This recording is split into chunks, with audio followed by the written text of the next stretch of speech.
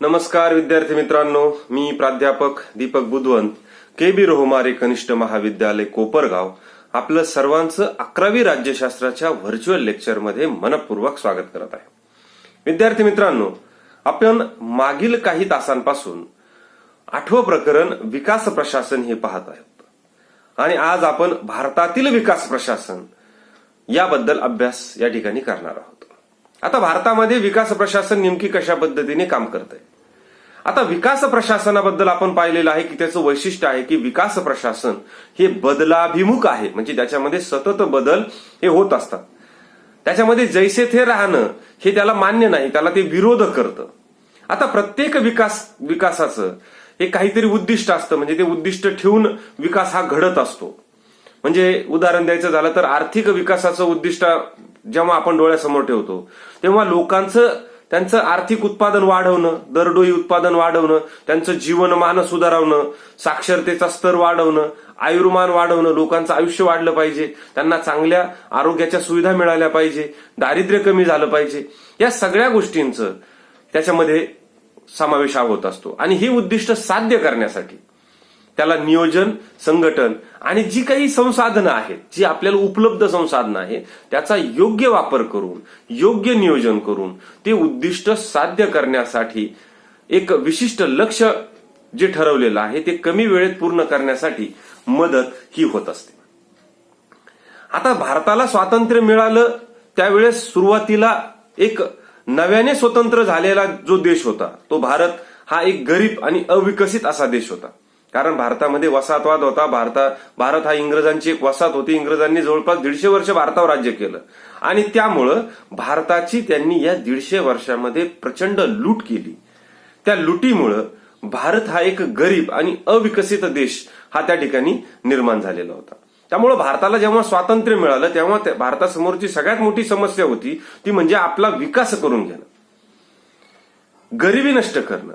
आणि या सगळ्या संकटातून सावरण्यासाठी भारताने विकास आराखड्या तयार करण्याचं ठरवलं आणि त्या विकास आराखड्याचे काही महत्वाचे निर्णय या विकास आराखड्यासाठी त्यांनी घेतले, ज्यातून एक राष्ट्र म्हणून आपल्याला पुढे येण्यासाठी मदत होईल अशासाठी एक विकास आराखडा हा तयार करण्याचं ठरवलं आणि विकासाच्या दृष्टीने भारत पुढे पुढे जाऊ लागला. आता स्वातंत्र्य काळापासून भारताने जेव्हा स्वातंत्र्य मिळालं तेव्हापासून भारताने विकासाची काही उद्दिष्ट डोळ्यासमोर ठेवली. आता नेमकी कोणती उद्दिष्ट भारताने आपल्या डोळ्यासमोर ठेवली? त्यातलं पहिलं उद्दिष्ट आहे ते म्हणजे अर्थव्यवस्थेचे आधुनिकीकरण. आता भारताला जेव्हा स्वातंत्र्य मिळालं तेव्हा भारतामध्ये फारसे उद्योग नव्हते. त्यामुळे भारताला जर आपला विकास करायचा असेल तर जी पारंपरिक शेती व्यवसाय आहे त्याच्या पलीकडे जाऊन भारताला स्वतःचा औद्योगिक विकास करून घेणं गरजेचं होतं. आणि म्हणून भारताने जाणीवपूर्वक औद्योगिकरणाकडे लक्ष केंद्रित केलं. ज्या औद्योगिकरणामुळे रोजगार उपलब्ध झाला आणि मानवी संसाधनांचा जास्तीत जास्त वापर झाला, म्हणजे माणसांना जास्तीत जास्त रोजगार मिळाला. जे माणसं आहे त्यांच्या श्रमाचा योग्य विनियोग झाला, रोजगाराची उपलब्धता झाली आणि त्यातून अर्थव्यवस्थेचं आधुनिकीकरण होऊन राष्ट्रीय उत्पादनात वाढ व्हायला सुरुवात झाली. ही अपेक्षा डोळ्यासमोर ठेवून औद्योगिकरण आणि आधुनिकीकरणाकडे भारताने जाणीवपूर्वक लक्ष द्यायला ही सुरुवात केली. त्यानंतरचं पुढचं उद्दिष्ट भारताने डोळ्यासमोर ठेवलं ते म्हणजे जमीन सुधारणा. आता भारताचा मुख्य व्यवसाय हा शेती होता. 70% जनता ही शेतीशी निगडीत होती. मग अशा वेळेस शेतीकडे लक्ष देणं आवश्यक होतं. परंतु भारताला स्वातंत्र्य मिळालं तेव्हा जी जमिनीची मालकी होती ती बहुतांश जमीनदारांकडे होती. त्यावेळेस भारताकडे जमीनदारी होती, म्हणजे एका शेतकऱ्याकडे हजारो मोठे जे शेतकरी होते किंवा जमीनदार होते त्यांच्या हजारो एकर शेती त्यांच्याकडे होती आणि जो मोठा बहुसंख्य वर्ग होता तो त्यांच्याकडे काम करत असायचा, शेतमजूर म्हणून काम करायचा.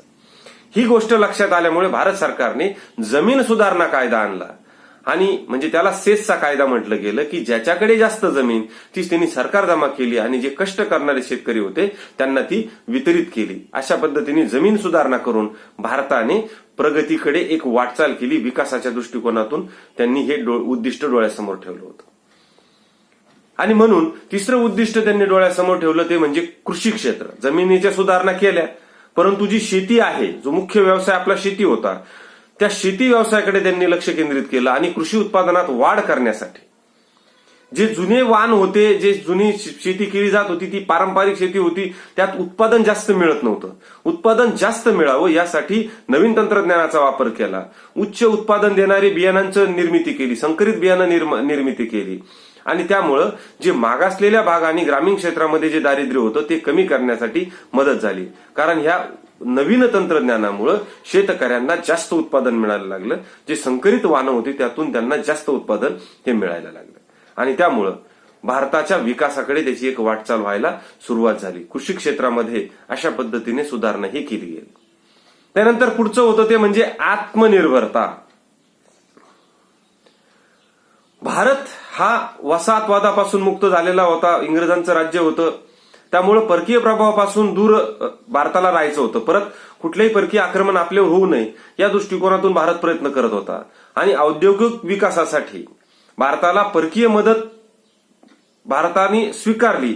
परंतु ज्या ठिकाणी परकीय मदत ही काही अटींसह लादली जात होती अशी मदत सुद्धा भारताने नाकारली. परकीय भांडवलावर भारताला अवलंबून राहायचं नव्हतं. भारताला आत्मनिर्भर व्हायचं होतं. स्वतःचे स्वतः उद्योग निर्माण करायचे होते. जर सगळेच उद्योग जर बाहेरच्या देशातून यायला लागले तर परत भारत हा पारतंत्र्यात जाईल. म्हणून भारताने परकीय गुंतवणूक कमी प्रमाणामध्ये ठेवून भारतीय गुंतवणूक जास्त कशी वाढेल, आत्मनिर्भरता कशी निर्माण होईल या दृष्टिकोनातून उद्दिष्ट ही डोळ्यासमोर ठेवलं. आणि तशा पद्धतीने भारताने वाटचाल ही केलेली आपल्याला दिसून येते. त्यानंतर पुढचं आहे ते म्हणजे सामाजिक न्यायावर आधारित समाजवादी आकृतीबंध. भारताचा विकास करण्यासाठी जे उद्दिष्ट ठेवलं त्याच्यामध्ये सामाजिक न्यायावर आधारित सामाजिक आकृतीबंध निर्माण करण्याचं ठरवलं. आता कल्याणकारी राज्याची जी संकल्पना होती ती समाजवादी अर्थव्यवस्थेचा स्वीकार त्यासाठी भारताने केला. ही जी समाजवादी विचारसरणी होती या समाजवादी विचारसरणीमध्ये समाजातील सर्व स्तरांना बरोबर घेऊन आपला विकास घडवून आणणं हा त्याच्या मागचा उद्देश होता. यामागे उत्पन्न आणि संपत्ती यातील असमानता कमी करणं हे त्याचं उद्दिष्ट होतं. म्हणजे जो समाजातील जो गरीब वर्ग आहे तो सुद्धा समाजाचा घटक आहे या दृष्टिकोनातून प्रयत्न करणं. आणि त्यासाठी जे गरीब वर्गाचा सुद्धा विकास हा झाला पाहिजे आणि त्यासाठी शासनाने जास्तीत जास्त गुंतवणूक करावी. नागरिकांना सर्व कल्याणकारी सुविधा पुरवण्याचं कार्य शासनाने हाती घ्यावं. आणि या धोरणामध्ये नियोजनाचं महत्व खूप मोठं होतं. म्हणजे जे नागरिकांच्या ज्या कल्याणकारी योजना आहेत या खासगी न राहता त्या शासनाने पुरवाव्यात, जेणेकरून एक समाजवादी व्यवस्था त्या ठिकाणी निर्माण होईल. आणि त्यासाठी नियोजनाचं खूप महत्व होतं. आणि त्यासाठी भारताने योजना आयोगाची स्थापना केली.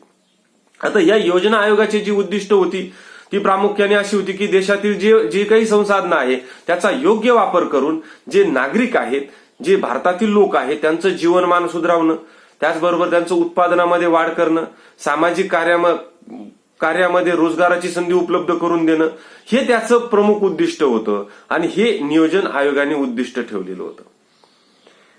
आज याच नियोजन आयोगाला नीती आयोग म्हणून ओळखलं जातं. परंतु हा जो नियोजन आयोग होता हा देशातील सर्वोच्च नियोजन करणारी ही यंत्रणा होती. आणि या नियोजन आयोगाची स्थापना ही त्यासाठीच झालेली होती. या नियोजन आयोगाचं मुख्य काम होतं की पंचवार्षिक योजनांमार्फत दीर्घकालीन आपत्कालीन विकासाची ध्येय साध्य करण्यात त्यासाठी हे पंचवार्षिक नियोजन करणं. म्हणजे 5 वर्षासाठी एक असा टप्पा तयार करायचा, असं नियोजन करायचं की त्यातून आपली प्रगती होईल, आपली गरिबी कमी होईल, लोकांना रोजगार उपलब्ध होईल. त्यासाठी वेगवेगळ्या क्षेत्रामध्ये म्हणजे कृषी, सिंचन, वीज पुरवठा, औद्योगिकरण, दारिद्र्य निर्मूलन, खाद्य उत्पादन, पोषण, सामाजिक सुरक्षा या विषयावर त्यांनी लक्ष केंद्रित करून 5-5 वर्षाचे टप्पे हे त्यांनी ठरवून घेतलेले होते. 1990च्या दशकामध्ये जे जागतिकीकरण आलं त्याच्यामध्ये उदारीकरणाचे नवीन धोरण आणि आर्थिक धोरण स्वीकारलं गेलं. या नव्या व्यवस्थेमध्ये नियोजनाचे दृष्टिकोनामध्ये सुद्धा बदल करणं हे आवश्यक होतं. आणि म्हणूनच 2014 साली नियोजन आयोगाच्या जागी नीती आयोगाची स्थापना ही करण्यात आली. या नीती आयोगाच्या स्थापनेमध्ये जे उद्दिष्ट होतं, या भारताने ज्या योजना आहेत त्या केंद्राकडून या योजनांचं नियोजन हे केलं जातं आणि त्यामध्ये विकेंद्रीकरणाकडे वाटचाल ही सुरू झाली. भारताने बॉटम अप म्हणजे तळापासून वरपर्यंत असं नियोजनाचे स्तर हे ठरवले आणि त्यातून विकेंद्रीकरण केलं. म्हणजे तळापासून तर केंद्रापर्यंत अशा पद्धतीने त्याचं नियोजन केलं. मग गावात म्हणजे तळापासून गावातून, गटातून, जिल्ह्यातून अशा पद्धतीने राज्यापासून तर केंद्रापर्यंत असं त्याचं नियोजन हे केलेलं दिसून येतं. आणि या नीती आयोगाचं हे उद्दिष्ट हे त्यांनी डोळ्यासमोर ठेवलं. राज्य पातळीवरच्या आयोगाचं राष्ट्रीय योजनांमध्ये विचार केला जाईल, याद्वारे संपूर्ण देशाचा विकास कसा साध्य करता येईल यासाठी या नीती आयोगाची स्थापना ही केली गेली, की ज्या माध्यमातून भारताचा विकास हा साधला जाईल यासाठी या नीती आयोगाची स्थापना ही केली गेली आणि भारताच्या विकासाचे उद्दिष्ट हे या ठिकाणी आपण पाहिलेले आहे. अशाच पद्धतीने भारताने स्वतःचा विकास साध्य करण्यासाठी नेमकी कुठले कुठले विकास कार्यक्रम हाती घेतले त्याचा अभ्यास आपण पुढील व्हर्च्युअल लेक्चरला करणार आहोत. तोपर्यंत विद्यार्थी मित्रांनो, आपण घरी राहा, सुरक्षित राहा, अभ्यास करत राहा. धन्यवाद.